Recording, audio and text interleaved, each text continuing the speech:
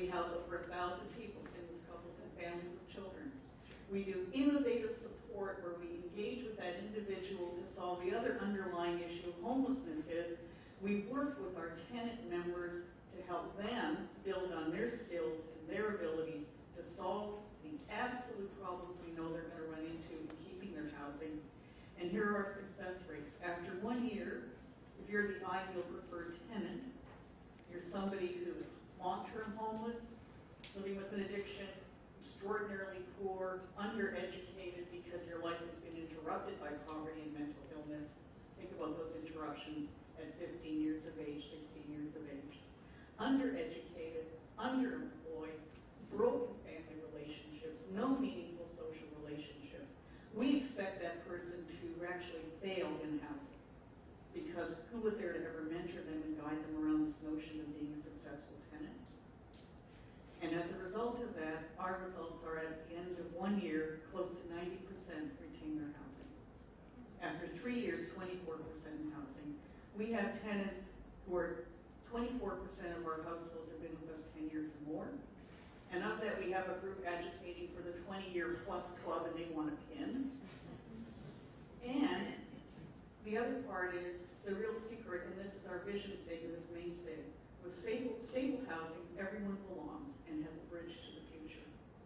That is the ultimate goal of why we have to figure out across our differences. And I commend you as a multi-faith alliance for trying to grapple with a complicated issue and figure out how to find those stories, one at a time, that you will take through the back doors and the front doors to every city councillor, relentlessly, with evidence, making the case that it is in our own best interest as a society to make sure that people have the housing that's affordable for them, because that goes a long way to dealing with the poverty issue. Not all of it, because underemployment is still critical.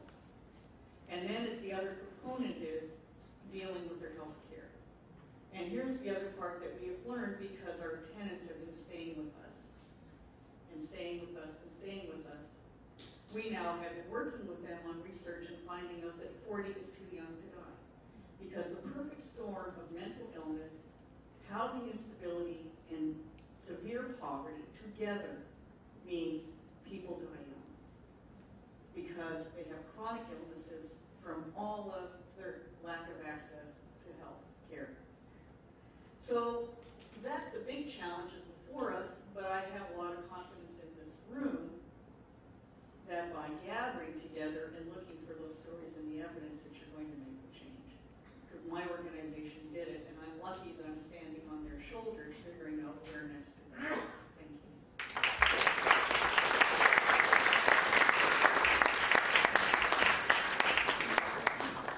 Hi, I'm here, I guess, from Covenant House, and I guess where I fit in the story is more at the beginning, that beginning journey of homelessness, because we're an organization that deals with youth 16 to 24, and those youth and young people are just starting this journey. And I guess what we try to do at Covenant House is to make sure that they don't continue that journey.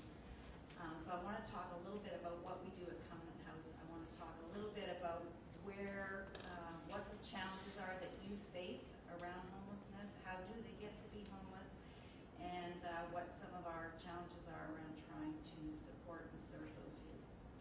So Covenant House has been in the downtown of Toronto for almost 30 years. It looks like we started about the same time you did, serving youth 16 to 24.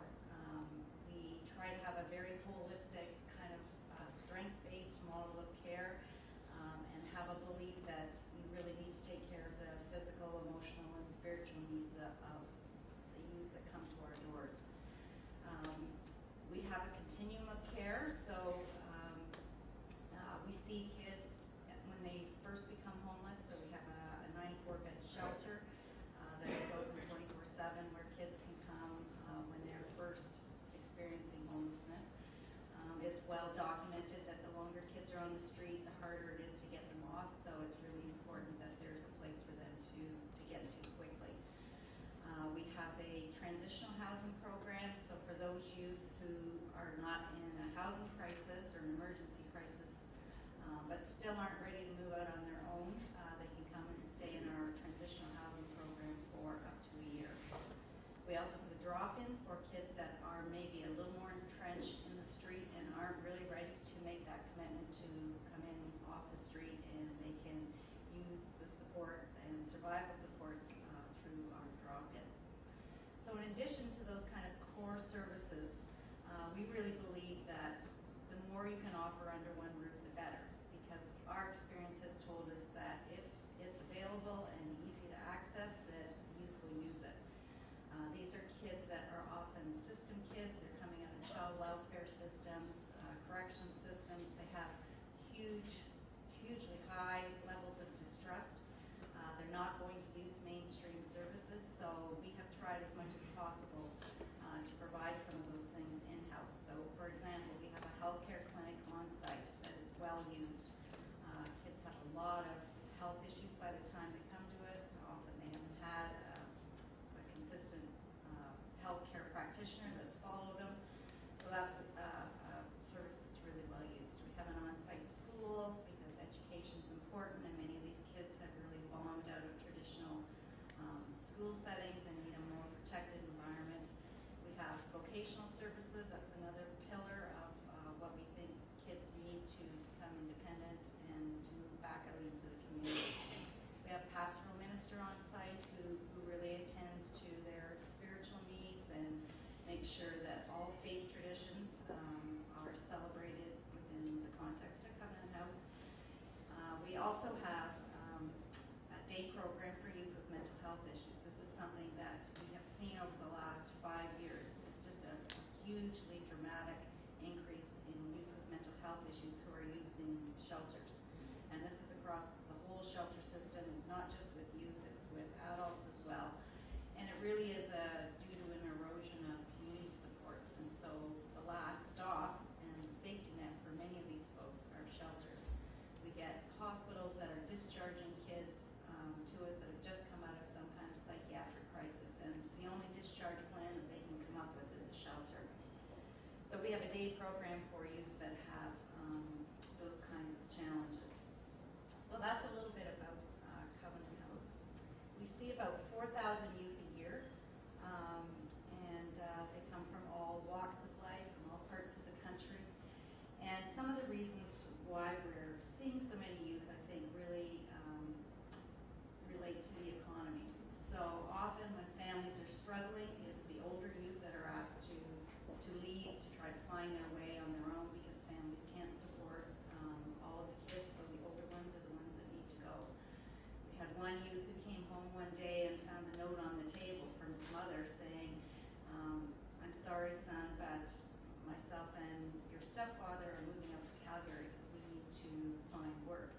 And so you have the apartment till the end of the month, but at the end of the month you're going to need to find your own way. And so finding his own way was finding his way to Covenant House. So that's the kind of example we're seeing of where that economic downturn has really impacted on youth. Low rates of unemployment, again due to the economy. I mean, youth have traditionally had high rates of unemployment. When we had that economic downturn, what we saw is that a lot of those entry-level jobs that our youth were able to get were being taken by people who've been in the workforce for some time, that had more experience because they'd been laid off from their jobs and were really needing to get some of those entry-level jobs to support their family. So that had an impact on our youth. There is a high incidence of mental health. These kids have had very traumatic experiences, either in their own families or due to life on the street. About 40% of the kids we see have come out of the child welfare system, so you know that they've had a lot of disruption and instability in their lives. And so we're seeing a lot of mental health by the time they come to us issues. There's a lot of addiction. Drugs are something that is part of the youth culture. They like to take risks, they like to experiment, but for our youth, it's also used as a way to self-medicate. And so we see a lot of addiction in the youth that come to us. High cost of rental units is also a problem for our youth, and what we find is that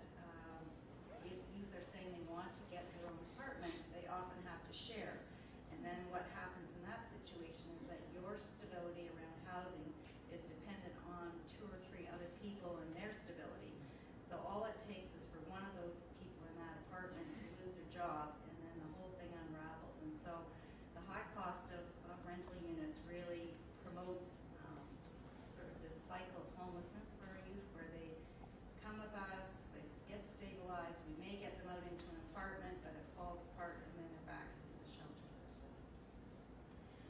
I'd also like to flag that there are developmental issues for youth and homelessness.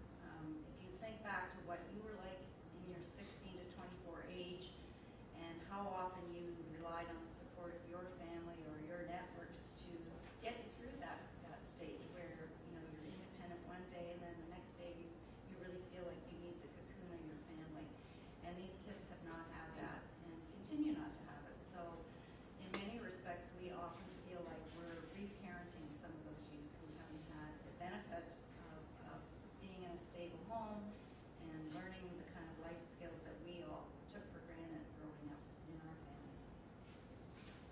So some of the challenges that we face at Covenant House in trying to support those youth are just the high volumes of youth that we're seeing.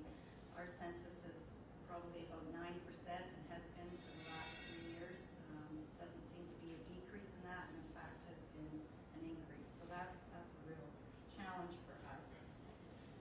As I've already talked about, these kids come with very complex needs. I've been at Covenant House 16 years, and when I first went there, a lot of the kids really, if you were able to help them get a job or help them get back to school and get them into an apartment, you could see that they had a more hopeful trajectory around turning their lives around and living in the community. Now when they come to us, there's so many layers to try to unravel, whether it's mental health, addictions, and there really isn't the resources in the community to support them around those issues. So, we're seeing a lot of complexity of need. A lot of suicidal kids. We had youth on the weekend who had been involved in a number of our programs, and we just learned that he suicided on the weekend. And this is a much more, unfortunately, common experience. The lack of supportive housing that people have spoken so eloquently about at the table here really is a problem for our youth. We can get kids into our shelter, we can get them assessed and stabilized and medicated, but then we have no exit plan for them until they end up staying in shelters for much longer than they need to be, and that's a real challenge for us.